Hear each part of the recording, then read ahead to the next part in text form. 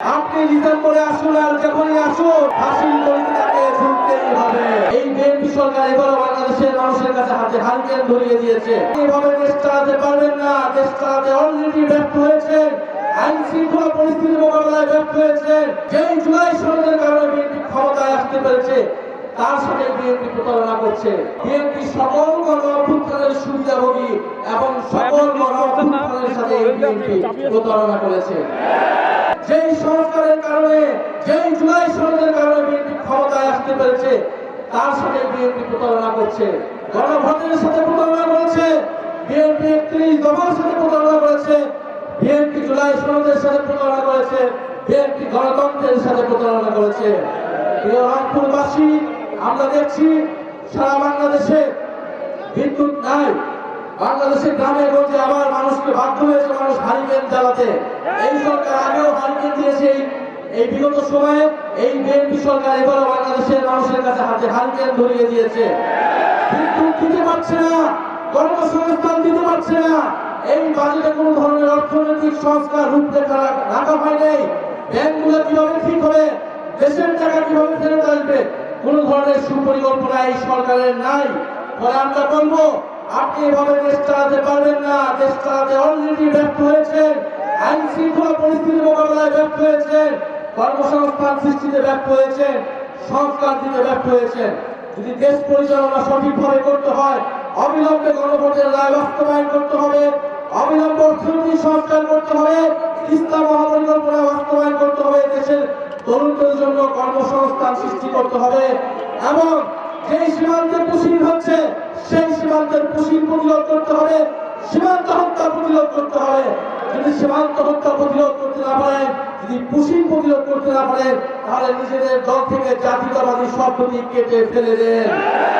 জাতীয়তাবাদের নামে ব্যবসা করবেন, নিজেদেরকে দেশপ্রেমিক দেখাবেন, অথচ সীমান্ত হত্যা রোধ করতে পারবেন না, পুশিন রোধ করতে পারবেন না। বাংলাদেশের জনগণ আপনাদেরকে তাহলে ক্ষমতায় থাকার ম্যান্ডেট দেবে না। রংপুরবাসী, আমরা ঐক্যবদ্ধ আছি। আপনাদের উদ্দেশ্যে এটাই আহ্বান, সংসদ এবং সংসদের বাইরে ঝড় বৃষ্টিরও যত প্রতিকূলতা থাকুক, গণভোটের রায় বাস্তবায়নের জন্য, সংস্কার বাস্তবায়নের জন্য আমরা রাজপথে থাকবো।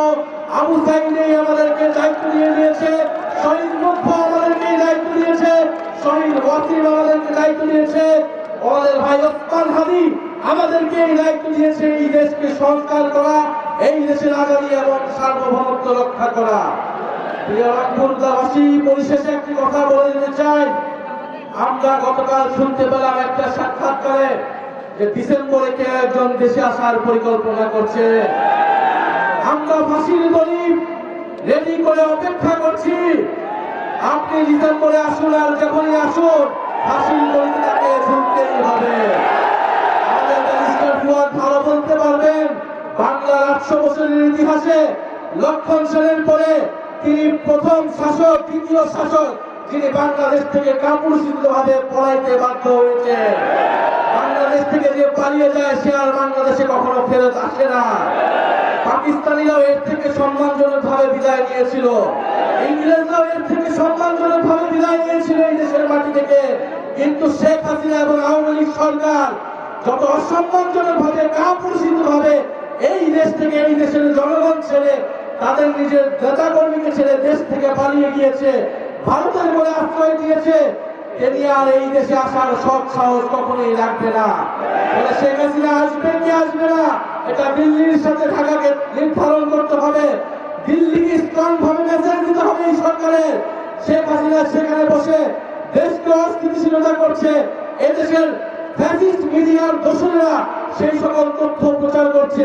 বাংলাদেশের জনগণ এটা মেনে নেবে না। রংপুরবাসী, আপনাদের সাথে দেখা হবে। আমরা ঐক্যবদ্ধভাবে রাজপথে আছি সংস্কার বাস্তবায়নের জন্য, গণভোট বাস্তবায়নের জন্য। ইনশাল্লাহ অচিরেই আপনাদের জন্য আন্দোলনের ডাক আসবে এবং সেই ডাকে আমরা সফল হবে ইনশাল্লাহ।